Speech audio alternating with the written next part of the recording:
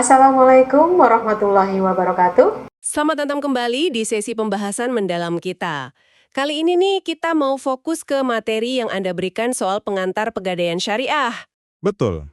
Misi kita ya membongkar bareng-bareng lah apa sih pegadaian syariah itu, terus apa bedanya sama yang konvensional, Hmm, dan gimana prinsip syariah, terutama akad-akad intinya itu jalan di prakteknya. Sumbernya udah ada di kita semua, panduan detailnya. Siap ya kita? siap.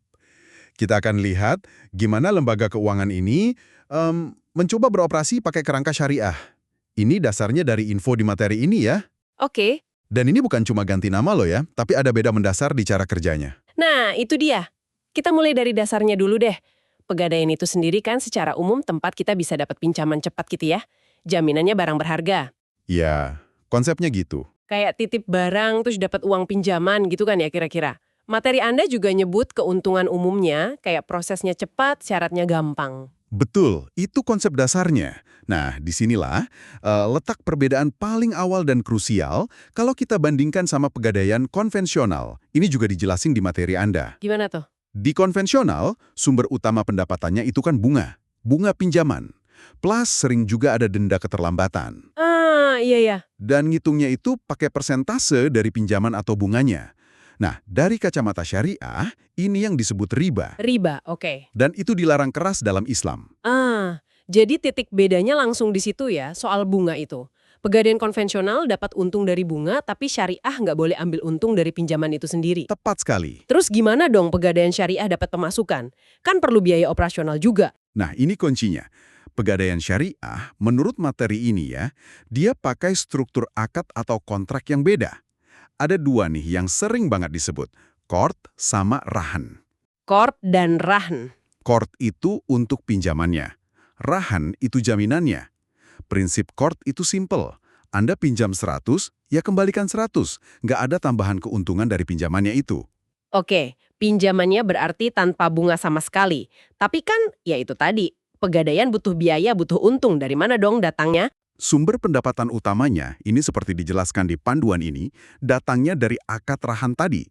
Lebih tepatnya dari pengelolaan barang jaminannya. Oh, dari barangnya. Iya, pegadaian syariah itu mengenakan biaya, namanya ujrah atau mu'nah. Ujrah atau mu'nah. Itu biaya untuk jasa penyimpanan dan pemeliharaan barang yang Anda jaminkan.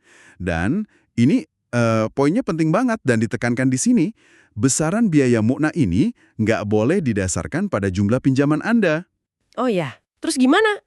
Harus dihitung berdasarkan taksiran nilai barang jaminannya, atau ya biaya real yang memang keluar buat merawat dan menyimpan barang itu. Wah, menarik. Jadi bukan biaya pinjaman ya namanya, tapi lebih ke biaya penitipan dan perawatan barang jaminan. Ini beda banget cara pandangnya. Banget. Anda bayar buat servis jagain barang Anda, bukan buat nyewa uangnya gitu ya. Persis. Logikanya jadi beda. Dan ini semua tentu ada landasan hukumnya. Materi Anda nyebutin rujukannya kok. Oh ya, apa aja tuh? Mulai dari KUH Perdata kita soal gadai secara umum, terus ada peraturan OJK yang spesifik soal usaha pergadaian.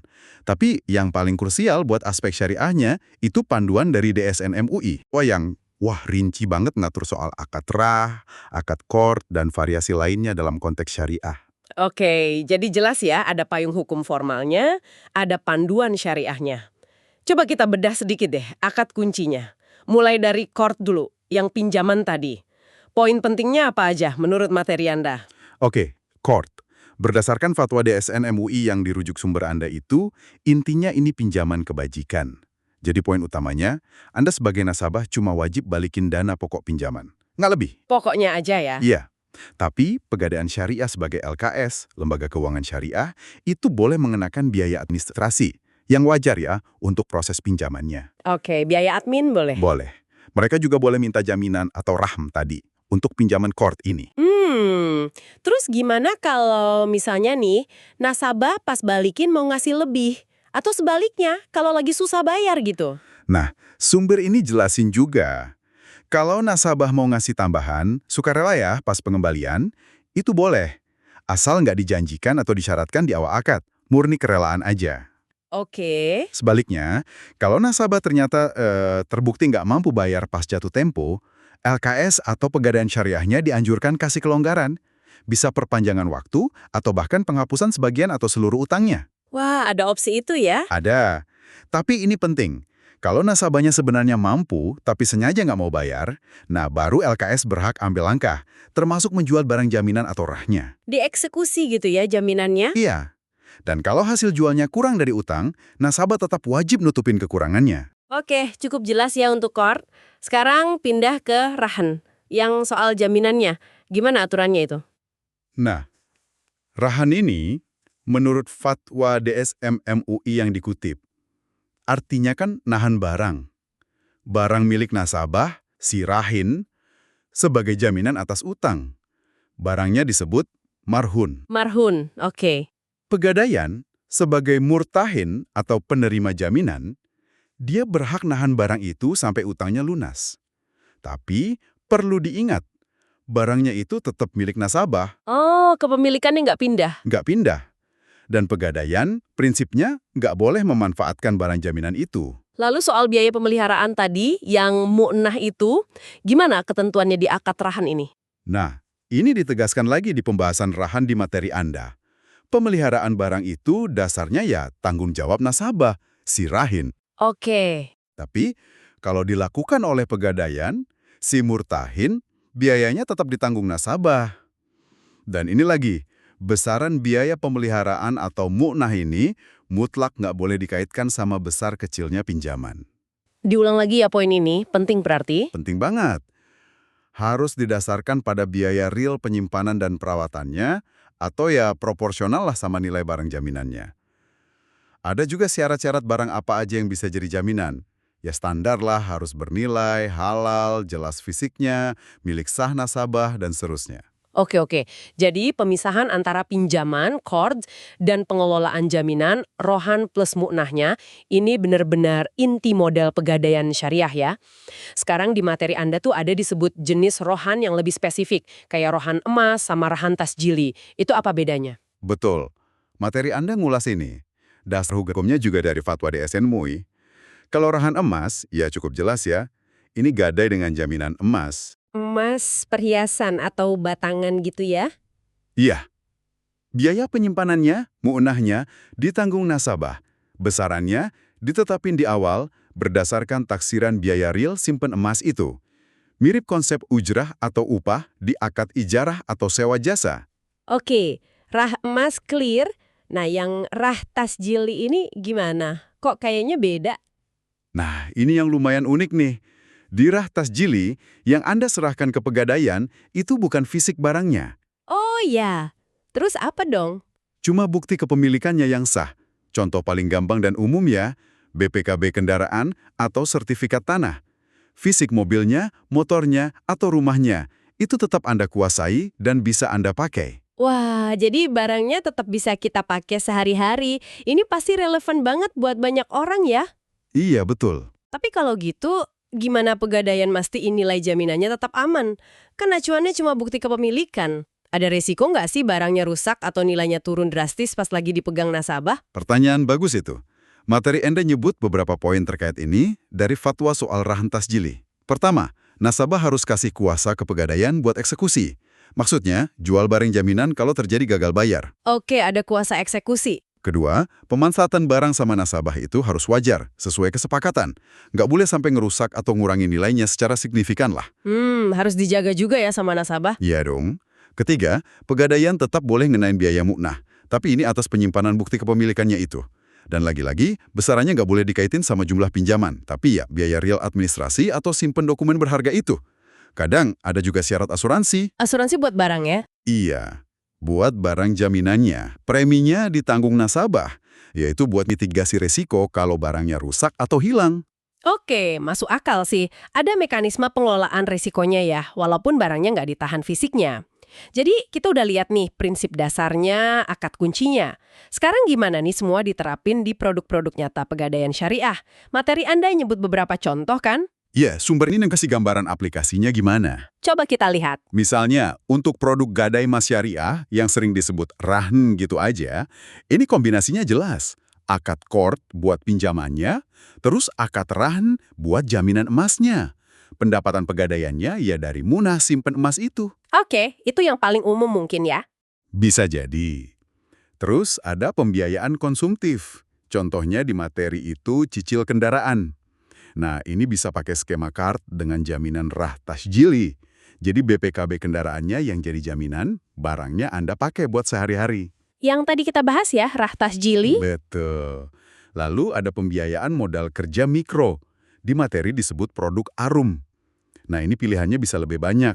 Bisa pakai kart plus rah plus mu'nah, atau bisa juga pakai skema syariah lain. Misalnya. Misalnya bagi hasil, kayak mudarobah atau musyarakah, yang juga dikasih rah sebagai jaminan.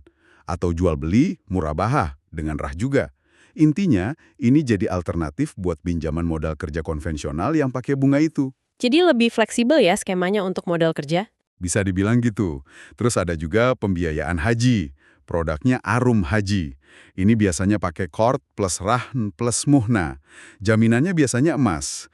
Jadi Anda dapat dana talangan haji, kort, jaminkan emas, rah, terus bayar biaya penitipan emasnya, muhna. Oh, buat daftar haji ya? Iya, untuk dapat porsi hajinya. Nah, selain pembiayaan, ada juga jasa lain, kayak jasa titipan barang murni. Akadnya wadiyah itu. Ada juga jasa taksiran, layanan pembayaran online, gitu-gitu. Itu umumnya pakai akad ijarah, sewa jasa.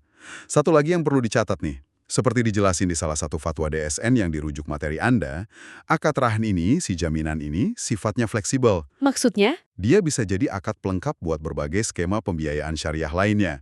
Nggak cuma buat kort. Misalnya Anda ambil pembiayaan murabahah, beli barang nyicil gitu. Bisa jadi diminta rahn juga sebagai jaminan tambahan. Oh, jadi rah bisa nempel ke akad lain? Bisa. Tujuannya ya bisa buat menunjukin keseriusan nasabah atau ngurangin risiko lah. Nah, kalau rahen ini jadi pelengkap akad lain, sumber pendapatan pegadaiannya ya ngikutin akad utamanya itu. Bisa dari margin keuntungan kalau akadnya murabahah. Bisa dari upah kalau ijaroh, atau bagi hasil kalau mudorobah atau musyarakah, selain mu'nah kalau memang akad utamanya qard. Oke, jadi rahen ini kayak pengaman tambahan gitu ya di banyak skema. Cukup jelas nih gambaran aplikasinya. Sekarang coba kita tarik benang merahnya ya. Apa sih makna penting dari semua ini buat Anda yang lagi dengerin, berdasarkan materi yang kita bedah ini? Oke, ada beberapa intisari kunci nih yang bisa kita ambil dari sumber ini.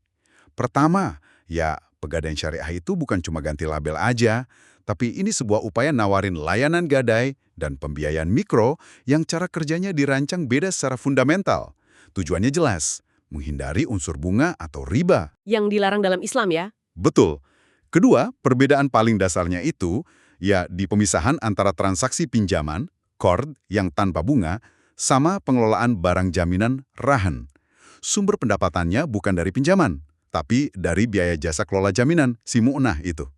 Yang acuannya nilai barang atau biaya real, bukan besaran pinjaman. Ini perubahan cara pandang yang signifikan. Iya, benar. Ketiga, ada landasan operasional yang jelas. Baik dari sisi hukum negara kita maupun panduan syariah lewat fatwa DSN MUI. Jadi bukan asal jalan. Ada aturannya. Ada. Keempat, adanya variasi kayak rah tasjili tadi. Itu nunjukin ada fleksibilitas dan adaptasi dalam fiqh muamalah.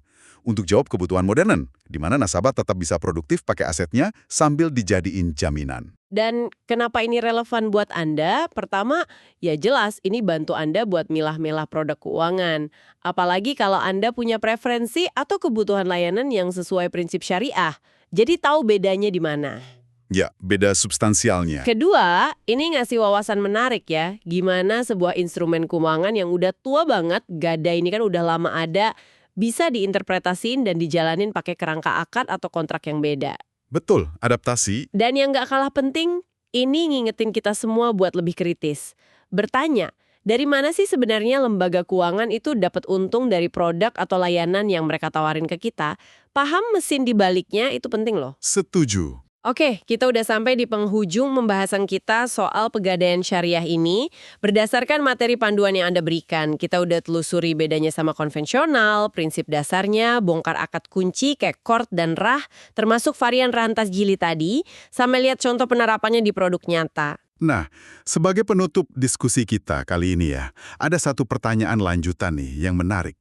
Yang muncul dari penekanan yang berulang-ulang di materi Anda tadi. Apa tuh? Kan disebutin terus tuh, kalau biaya pemeliharaan, si mu'nah dalam akad rah itu harus didasarkan pada nilai barang atau biaya real. Dan nggak boleh berdasarkan jumlah pinjaman.